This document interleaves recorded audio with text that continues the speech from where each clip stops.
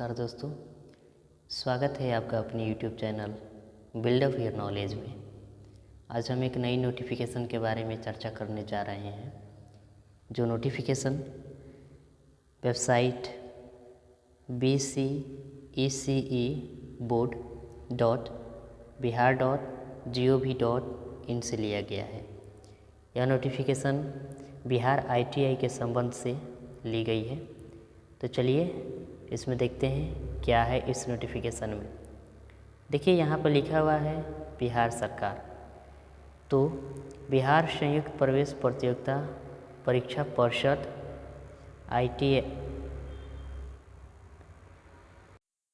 ITI से ली गई है। यहाँ पर देख सकते हैं विज्ञापन संख्या BCECEB ITI CAT से है, 2022/01 का है। इसका विज्ञापन जो है निकालने का दिन जो है 4/4/2022 है। यह जो है औद्योगिक प्रशिक्षण संस्थान प्रतियोगिता प्रवेश परीक्षा 2022 से लिया गया है, यानी industrial training institute competitive admission test ITI CAT 2022। तो चलिए देखते हैं इसमें क्या कह रहा है।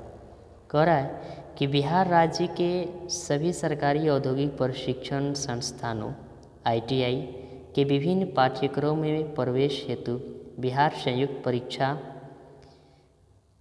प्रतियोगिता परीक्षा परिषद द्वारा आयोजित की जाने वाली औद्योगिक प्रशिक्षण संस्थान प्रतियोगिता प्रवेश परीक्षा 2022 के लिए निर्धारित प्रपत्रों में ऑनलाइन आवेदन आमंत्रित किए जाते हैं। तो इस विज्ञापन जो है ऑनलाइन आवेदन की मांग की गई है, ITI के लिए मांग की गई है। तो चलिए देखते हैं उस मांग क्या है। ITI में कह रहा है कि 2 में औद्योगिक प्रशिक्षण संस्थान प्रतियोगिता प्रवेश परीक्षा ITI CAT और 2022 आयोजित करने की तिथि यथानुसार सूचित किया जाएगा।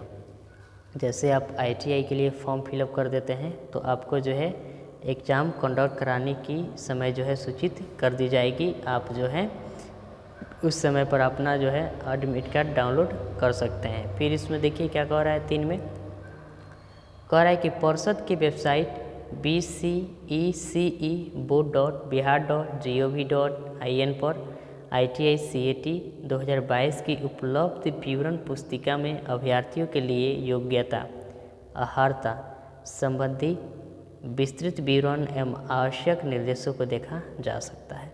तो आप और भी जानकारी प्राप्त करने के लिए जो है bceceboard.bihar.gov.in पर वेबसाइट पर जाकर जो है आप प्राप्त कर सकते हैं। चलिए आगे कह रहा है आवेदन प्रपत्र विवरण पुस्तिका एवं परीक्षा शुल्क के बारे में चर्चा हम कर लेते हैं। कह रहा है कि ITI CAT 2022 में सम्मिलित होने वाले अभ्यर्थी विवरण पुस्तिका यानी प्रोस्पेक्टस परिषद की वेबसाइट जो वेबसाइट दिया गया है bceceboard.bihar.gov.in से डाउनलोड कर प्राप्त कर सकते हैं। ऑनलाइन आवेदन भरने हेतु अभ्यर्थी परिषद की उक्त वेबसाइट पर जा सकते हैं। यानी ऑफलाइन यदि आपको भरना है आवेदन तो आप परिषद के वेबसाइट से उस आवेदन को डाउनलोड कर लें, उसके बाद भरने के बाद उसे सबमिट करें। फिर कह रहा है कि यदि आप जो है ऑनलाइन आवेदन भरना चाहते हैं तो आप परिषद की वेबसाइट पर जाएं, online application portal of ITI CAT 2022 link पर क्लिक करें और अप्लाई ऑनलाइन पर जाएं और बटन पर ऑनलाइन बटन पर क्लिक करें। इसके उपरांत आप आवेदन प्रपत्र भरने हेतु जो निर्देश यानी इंस्ट्रक्शन दिखेगा उससे अभ्यर्थी अच्छी तरह पढ़ एवं समझ लें। ऑनलाइन आवेदन करने से पहले सबसे पहले जो है बोर्ड आपको चेतावनी दे रही है कि आप उसे जो है जो भी आपका इंस्ट्रक्शन दिया जा रहा है उसे पहले पढ़ लें और समझ लें, फिर उसके बाद जो है ऑनलाइन एप्लीकेशन करें। तो ऑनलाइन एप्लीकेशन करने से पहले जो है आपको पहला स्टेप में सबसे पहले आपको रजिस्ट्रेशन करना होगा और रजिस्ट्रेशन करने के लिए 2 नेसेसरी चीज़ें आपको चाहिए। एक है मोबाइल नंबर और दूसरा है ईमेल ID।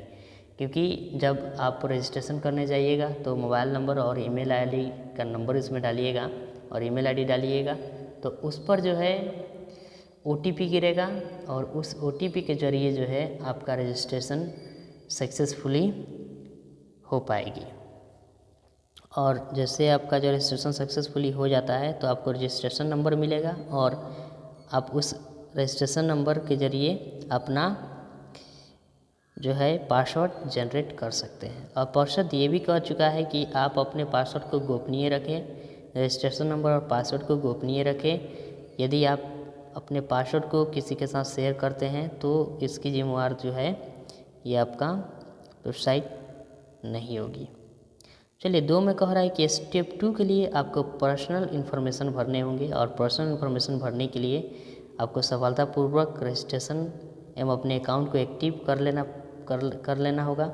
और एक्टिव करने के बाद आप अगले बार साइन इन करेंगे और साइन इन करने के बाद जो है आपको पर्सनल इन्फॉर्मेशन का उसमें रिक्वायर्ड एंट्रीज दिया होगा, उस पर आप सेव एंड करें, फिर उसके बाद कंटिन्यू और क्लिक पर करें, फिर उसके बाद जो आप पर्सनल इन्फॉर्मेशन आप उसे अपलोड हो जाएगी।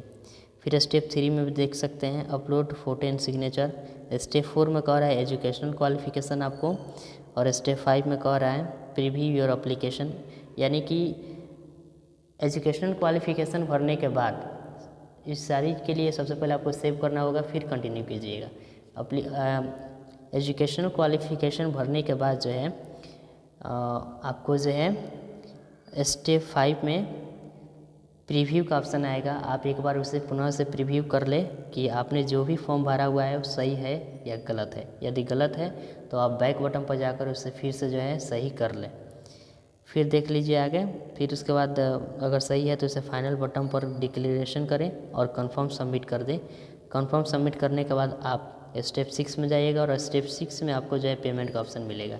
यहाँ पेमेंट करने के लिए आपको जो है 2 ऑप्शन दिए जाएंगे, एक जो है बैंक चालान के माध्यम से आपको करना होगा और दूसरा है ऑनलाइन पेमेंट से करना होगा।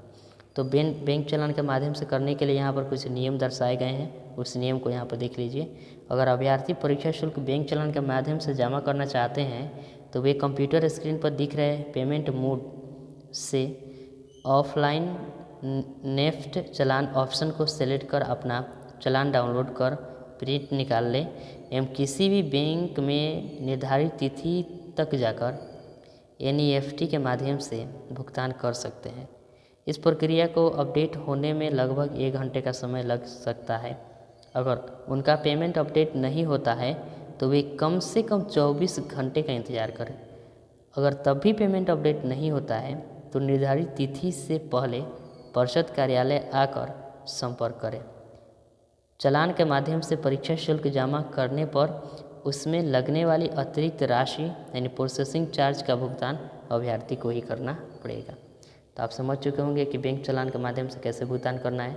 अब देखिए ऑनलाइन पेमेंट कैसे करनी है, इसके बारे में थोड़ी चर्चा कर लेते हैं। ऑनलाइन पेमेंट के लिए कह रहा है कि अगर अभ्यर्थी परीक्षा शुल्क का भुगतान ऑनलाइन यथा क्रेडिट कार्ड अथवा डेबिट कार्ड अथवा नेट बैंकिंग के माध्यम से करना चाहता है, नेट बैंकिंग मतलब UPI भीम ये सब से जो है आपको नेट बैंकिंग के माध्यम से करना चाहते हैं, तो वे कंप्यूटर स्क्रीन पर दिख रहे पेमेंट मोड से ऑनलाइन ऑप्शन को सेलेक्ट कर क्रेडिट अथवा डेबिट कार्ड अथवा नेट बैंकिंग के माध्यम से करें। परीक्षा शुल्क जमा करने पर उसमें लगने वाली अतिरिक्त राशि प्रोसेसिंग चार्ज का भुगतान अभ्यर्थी को ही करना पड़ेगा। कहने का मतलब वह है जो आप जब भी आप परीक्षा शुल्क जो जमा करने जाएंगे ऑनलाइन करिए या ऑफलाइन, उसमें प्रोसेसिंग चार्ज लगती है, वो बैंक के ऊपर डिपेंड करती है आप किस कार्ड से कर रहे हैं, किस बैंक के कार्ड से कर रहे हैं, तो उसके अनुसार जो इसमें GST वगैरह सब लगते हैं, तो उसका चार्ज आपको अलग से देने होंगे। फिर कह रहा है कि उपयुक्त विधियों से परीक्षा शुल्क का भुगतान से संबंधित आवश्यक विवरणी निम्नवत है। इसमें कह रहा है कि सामान्य जाति के लिए 750 रुपया, अनुसूचित जाति के लिए 100 रुपया और डिसेबल्ड के लिए 430 रुपया। फिर यहाँ स्टेप जो है 7 में देख सकते हैं, और सब जो है आपको पेमेंट करने के बाद आप पार्ट ए और पार्ट बी को डाउनलोड कर लें, डाउनलोड कर जो है उसे अपने पास रखें। फिर 5 में देखिए यहाँ क्या कर रहा है। 4 में सबसे पहले देख लेते हैं। 4 में कह रहा है कि यदि अभ्यर्थी को ऑनलाइन एप्लीकेशन भरने के उपरांत पता चलता है कि आवेदन पत्र भरने में कोई सूचना, फ़ोटो, हस्ताक्षर अपलोड करने में गलती हुई है तो उसे सुधार करने हेतु एडिट करने का मौका दिनांक 4/5/2022 से 7/5/2022 तक दिया जाएगा। बहुत अच्छी बात है। आप यदि आप जल्दबाजी में इसे भर देते हैं और आपको लगता है कि यार मैंने तो गलत कर दी है, मैंने यहाँ पर फॉर्म जो है सबमिट किया है, ये इसमें थोड़ा सा ऐसा होना चाहिए, यहाँ गलत हो गया है, तो आपको जो है मौका दिया जाएगा उसे करेक्शन करने का। और वो समय जो है आपको 4/5/2022 से 7/5/2022 तक रहेगी, यानी 3 दिन के अंदर आप इसको जो करेक्शन कर पाते हैं और इसके लिए आपको अतिरिक्त चार्ज नहीं लगेंगे। ये बहुत अच्छी बात है कि आपको किसी प्रकार का अतिरिक्त चार्जेस जो है करेक्शन के लिए नहीं देने पड़ेंगे। तो चलिए आगे देख लेते हैं।